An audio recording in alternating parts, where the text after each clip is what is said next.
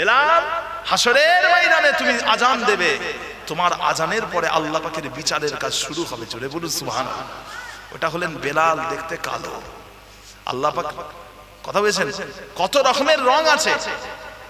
মক্কা শরীফ, Medina শরীফে গেলে দেখতে পাবেন কত রকমের মানুষ আছে, যে সাদা কালো, কার মুখ বড়, কে লম্বাই বড়। এক একটা মানুষ পাশ দিয়ে যাচ্ছে আমার থেকে 1.5 হাত লম্বা, এইভাবে দেখতে হচ্ছে মুখটাকে এইভাবে দেখছি। কে রে বাবা, কথা বুঝতে পেরেছেন? এত সুন্দর চেহারা। যারা অনেকে আছে আমাদের এখানে লম্বা কিন্তু রোগা হয়, কিন্তু ওনাদের চেহারা সুন্দর, সুগঠন। মক্কা শরীফ, মদিনা শরীফ এত সুন্দর, মাথায় পাগড়ি পরে আছে, হায়েব হয়ে যাবে, দেখলে অবাক হয়ে যাবেন। মক্কা শরীফে গেলে, মদিনা শরীফে গেলে কত যে আল্লাহর নিয়ামত রয়েছে দেখতে পাবে। গোটা পৃথিবীর মানুষ সেখানে যাচ্ছে। সাদা কালো, কার নাক চ্যাপটা, কার নাক বড়, কার নাক ছোট, কার ঠোঁট বড়, কার ঠোঁট ছোট, বিভিন্ন রকম মানুষ। কথা বুঝেছেন না? আল্লাহ পাক রব্বুল আলামিন তিনি কিন্তু হৃদয়টাকে দেখছেন, ইখলাসিয়াত, অন্তরের ভিতরে পরিশুদ্ধতাটাকে আল্লাহ পাক দেখছেন। আপনি রূপ দেখছেন, আল্লাহ মন দেখছেন। কথা বুঝতে পেরেছেন না? তো ভাইজান, আল্লাহ রাসূল ঘৃণাকে পছন্দ করতেন না। যে যদি বাঁচতে চান তাহলে অন্যায়কে ঘৃণা করেন, অন্যায়কারীকে নয়।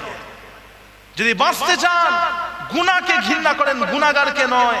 যদি বাঁচতে চান অপরাধকে ঘৃণা করেন, অপরাধীকে নয়। কথা বুঝতে পেরেছেন? অপরাধকে ঘৃণা করেন, অপরাধীকে নয়। যদি নিজে বাঁচতে চান। দুনিয়া সংক্ষিপ্ত সময়, এই দুনিয়া হচ্ছে রং তামাশার জায়গা। কবি বলছেন, নাগফতামাত মারওয়ান যাকে আশনাত মেনাম, দারিন শরাবে ফানা চশমে হায়াত মেনাম, নাগফতামাত কে বে নকশে জাহাঁ মাসু রাজি, কে নকশে বন্দ সারা পর্দে রিজাত মেনাম।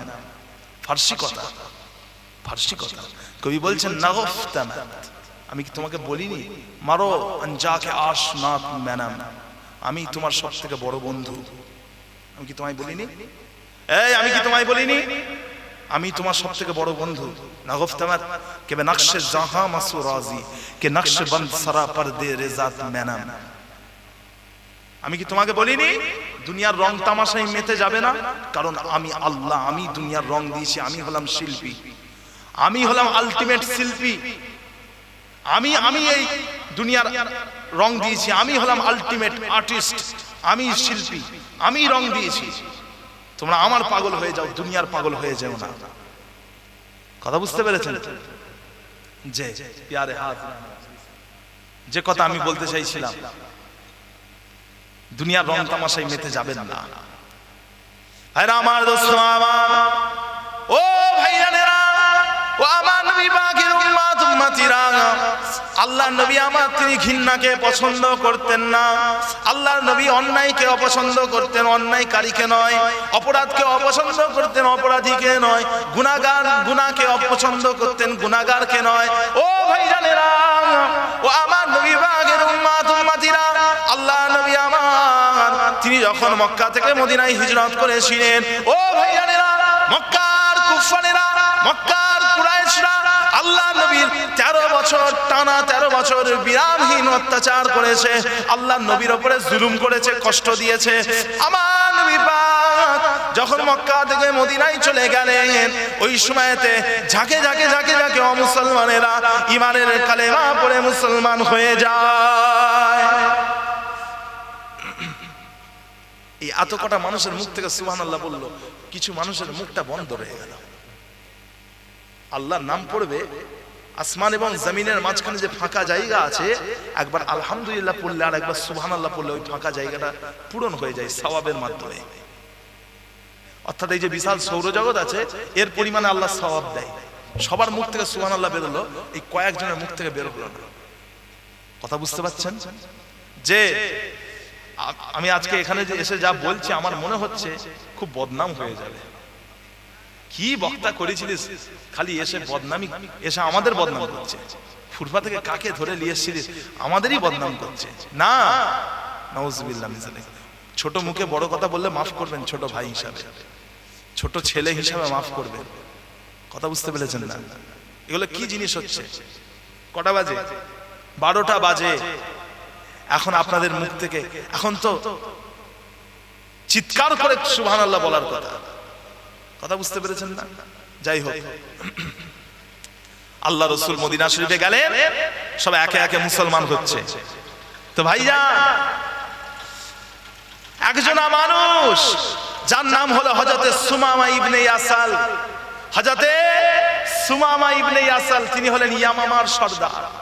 আল্লাহর নবী আল্লাহর হাবিবের দরবারে এসে হাজির। ইয়া রাসূলুল্লাহ, আমাকে পবিত্র করেন, আমাকে ঈমানের কালেমা পড়ে মুসলমান করে দেন, আমাকে ঈমানের কালেমা পড়ে মুসলমান করে দেন। আল্লাহ রাসূল হাত বাড়িয়ে দিলেন, হযরতে সুমামা ইবনে ইয়াসাল মুসলমান হলেন। সুমামা ইবনে ইয়াসাল হচ্ছেন ইয়ামামার সর্দার, ইয়ামামার কর্ণধর। ঈমানের কালেমা পড়ে মুসলমান হয়ে গেলেন। হযরতে সুমামা ইবনে ইয়াসাল কিছুদিন আল্লাহ রাসূলের খেদমতে থাকলেন। যত মুহাজির সাহাবা ছিলেন সমস্ত সাহাবারা গল্প করলেন যে আল্লাহ রাসূলের উপরে মক্কার কাফেররা কি রকম অত্যাচার করেছে। যখন হযরতে সুমামা ইবনে ইয়াসাল তিনি শুনলেন দয়ার নবীর উপরে এই রকম জুলুম করেছে, উনি আর থাকতে পারলেন না। উনি চলে গেলেন ইয়ামামায়। চলে গিয়ে উনি মক্কাবাসীর জন্য গম সরবরাহ বন্ধ করে দিলেন। সেই সময়ে মক্কায় গম যেত কোথা থেকে? ইয়ামামা থেকে। ইয়ামামা থেকে মক্কায় গম যেত। হযরত সুমামা ইবনে ইয়াসাল মক্কায় গম সরবরাহ বন্ধ করে দিলেন, স্টপ করে দিলেন। খবর পাঠালো, কি ব্যাপার, গম আসছে না কেন? সুমামা ইবনে ইয়াসাল বললেন, গম শেষ হয়ে গেছে। ওইদিকে স্টকে গম পড়ে আছে। বুঝতে পারছেন না? এই শুনছেন আপনারা? এই শুনছেন? স্টকে গম পড়ে আছে। সুমামা ইবনে ইয়াসাল বলছে, গম নেই, দেবে না। আল্লাহ রসুলের উপর জুলুম করেছিস, আমি তোদেরকে খেতে দেবো না। কতটা রসুলকে ভালোবাসে, কতটা রসুলের প্রতি মহাব্বত। কথা বুঝতে পেরেছেন? গম বন্ধ করে দিয়েছে। এইদিকে মক্কার মানুষরা পেরেশান হয়ে গেছে, কি ব্যাপার, আর মক্কায় গম আসছে না কেন, আমরা কি খাবো, না খেয়ে তো মরে যাবো।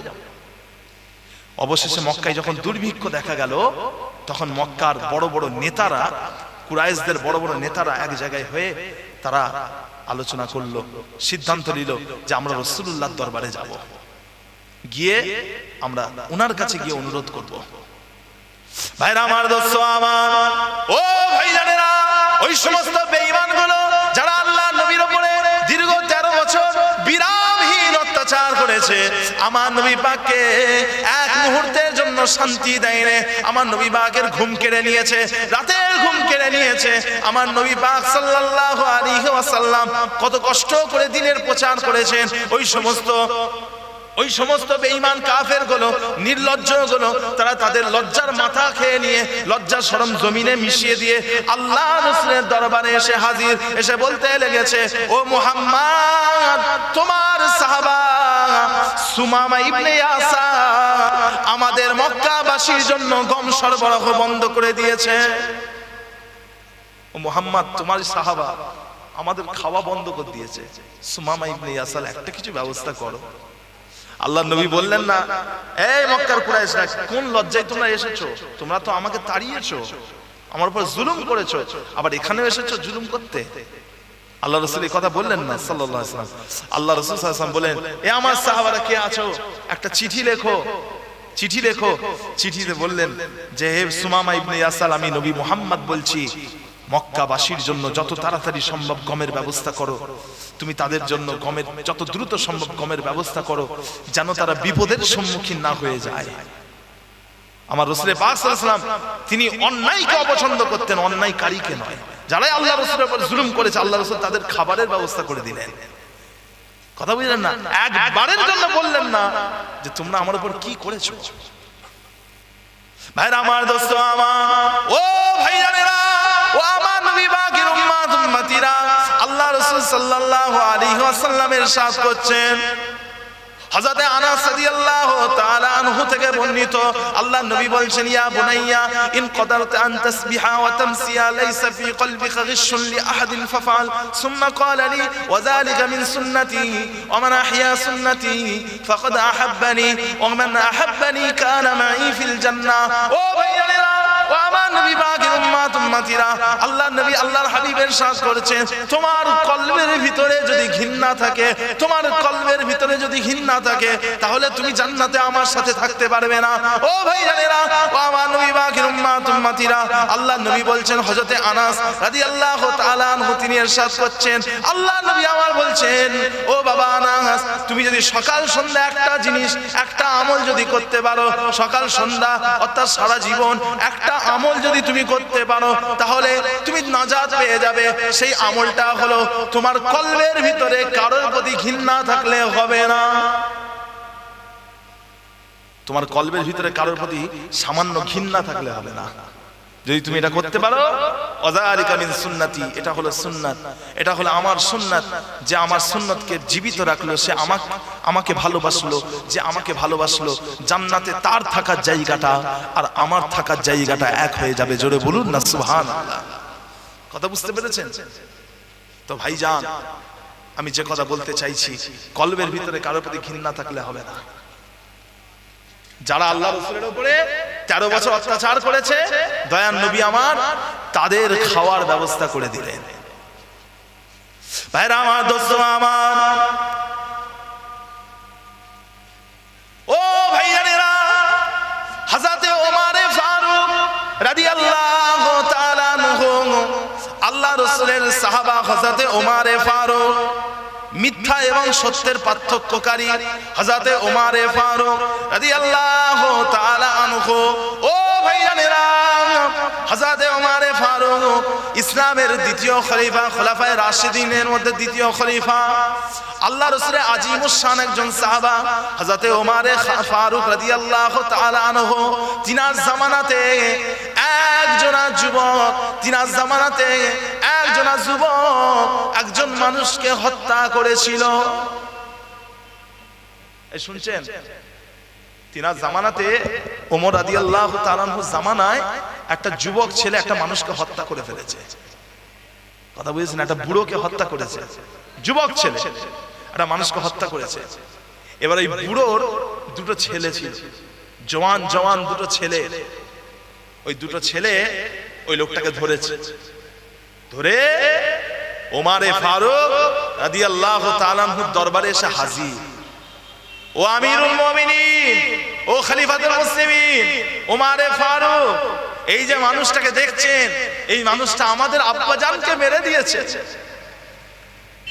আমাদের আব্বাজানকে মেরে দিয়েছে। হুজুর, আমরা বিচার চাই, আমাদের বিচারটা পাইয়ে দেন, আমাদের বিচারটা করে দেন। হযরত ওমর ফারুক বললেন, এই তোমার ব্যাপারে যে অভিযোগ করেছে, এই অভিযোগটা কি সত্যি? তুমি সত্যি এই দুজন যুবকের বাপকে মেরে দিয়েছো? এই দুজন যুবকের বুড়ো বাপটাকে তোমরা মেরেছো, তুমি মেরেছো? ওই সময়ে ওই লোকটা বলল, হুজুর জাহাপানা ও ওমর ফারুক, এই দুজন যুবক সত্য কথা বলছে, একদম সত্য কথা বলছে, আমি এই দুজন যুবকের বাপকে মেরে দিয়েছি। এই কথা বুঝতে পারছেন না? এই শুনছেন আপনারা? ছেড়ে দেবো? ছেড়ে দিলে মনে হয় ভালো হয়। মনে হচ্ছে মনে মনে যে হুজুর কি ব্যাপার, 2 ঘন্টা হয়ে গেছে, আপনি কেন এখন ওয়াজ করছেন, তাই না? আমার কমিটির একজন ভাইজান এসে বললেন, একটুখানি তাবারুকের কি সমস্যা হয়েছে একটু করতে। না, আপনাদের কেন বিরক্ত করব বলেন তো? বুঝতে পারছেন না? একজন ভাইজান এসে বললেন, হুজুর ভাইজান একটু টেনে দেবেন 20 মিনিট, 12:30 অবধি আপনি করেন, হ্যাঁ তাবারুকের কি গন্ডগোল, এই জন্যই একটু করছি, আপনাদেরকে একটু বিরক্ত করছি। কথা বুঝতে পেরেছেন না? তো ভাইজান যে কথা আমি বলতে চাই, মাশাআল্লাহ পরপর 3টে হয়ে গেছে, হ্যাঁ ফুরফুরাশে তো 3টে হয়ে গেছে। ওই জন্য বলে বেশি ভালোটা বেশি ভালো হয়, ভালো জিনিসটা বেশি ভালো হয়। সমস্ত ভালো জিনিসটাই যদি বেশি হয়ে যায় না, ওটা কিন্তু ভালো জিনিস নয়। মধু খাওয়া ভালো, বেশি খেলে কি হবে বলেন তো? গা কুটকুট কুটকুট করবে। মধু খাওয়া ভালো, মধু শরীরের খুব উপকারী জিনিস, বেশি খেলে কি হয় বলেন তো? গাটা কুটকুট কুটকুট করে। ফুরফুরা হুজুর খুব ভালো, বেশি ভালো না। কথা বুঝতে পারেন না?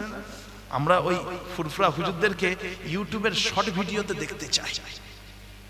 হ্যাঁ, পিছনে গজল হবে, হুজুর স্লো মোশনে হাঁটবে, মুসাফা হবে, আমরা ওটা দেখতে চাই। আমরা এসব ওয়াজ ফজ শুনতে চাই না। আমরা ওখানে দেখবো, ওখানে লাইক করে দেবো, এসব জলসার মাহফিলে আমরা দেখবো না। কথা বুঝতে পেরেছেন না? জলসার মাহফিলে কারা বসবে? জলসার মাহফিলে যাদের প্রথম ওরাই বসবে যারা বুড়ো হয়ে গেছে, যাদের মরার টাইম হয়ে গেছে, তারা গিয়ে বসবে। আমি মুরব্বীদের জন্য বদদোয়া করছি না, নাউজুবিল্লাহ মিন যালিক। আল্লাহ হায়াত দারাজ করেন আমাদের মুরব্বীদের, আল্লাহ হায়াত দারাজ করেন, বলুন আমিন।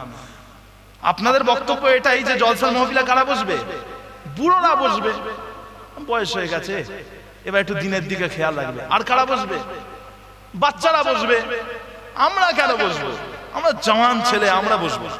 আমরা টোটো টোটো টোটো করে ঘুরবো, আমরা পাড়ার মাচায় বসে ফ্রি ফায়ার খেলবো। কথা বুঝতে পেরেছেন না? তো যাই হোক, যে কথা বলতে চাই, হযরত উমরে ফারুকের জামানাতে দুজন যুবক একটা লোককে ধরে নিয়ে এসেছে, বলছে মৃত্যুদণ্ড চাই, আমাদের বাপকে মেরেছে। হযরত উমরে ফারুক বললেন, সত্যি তুমি মেরেছো? বলছে, যে হুজুর আমি মেরেছি, এদের বাপকে আমি মেরে দিয়েছি। ওই লোকটা বলছে, হুজুর আমি ক্লান্ত হয়ে গিয়ে একটা খেজুর গাছের নিচে গিয়ে বসেছি, আর আমার উটটাকে পাশে রেখে আমি ঘুমিয়ে পড়েছি। আমার যখন ঘুমটা ভাঙলো, আমি দেখলাম আমার পাশে উটটা নেই। আমি অনেক খুঁজে খুঁজে খুঁজে খুঁজে আমার একমাত্র বাহন আমার উটটাকে দেখতে পেলাম, কিন্তু জীবিত অবস্থায় পেলাম না, মৃত অবস্থায় পেলাম। আমার উটটা দেখি মরে গেছে। আমি দেখলাম এই দুজন যুবকের বাপ আমার উটটাকে পাথর মেরে মেরে দিয়েছে, কারণ আমার উটটা এর বাপের বাগানের মধ্যে ঢুকে ফেলেছে, এর বাপের বাগানে ঢুকেছে, সেই জন্য মেরে দিয়েছে। তো আমি তখন অত্যন্ত রেগে গিয়ে এই দুজন যুবকের বাপের সাথে একটু ঝগড়া শুরু করে দিই। একটু ঝগড়া হতে হতে হতে হতে আমার মাথাটা হুট করে গরম হয়ে গেল, একটা ইঁট তুলে পড়াং করে মাথায় মেরেছি, আর এই যুবকের বাপ, দুজন যুবকের বাপ মরে গেছে। কথা বুঝতে পারছেন না? আমার এটা অনাকাঙ্ক্ষিত ভুল। হুজুর বিয়াদবি ক্ষমা করবেন, আমি ইচ্ছা করে করিনি, আমার ভুল করে হয়ে গেছে, আপনি আমাকে মাফ করে দেন, আমি ক্ষমা চাইছি, আমি ভুল করে মেরে দিয়েছি, আমি পাথরটা মেরেছি, মরে যাবে কি করে যাবে, দেখি মরে গেছে। তখন ওমরে ফারুক রাদিয়াল্লাহু তাআলা আনহু বললেন যুবকগুলোকে, কি তোমরা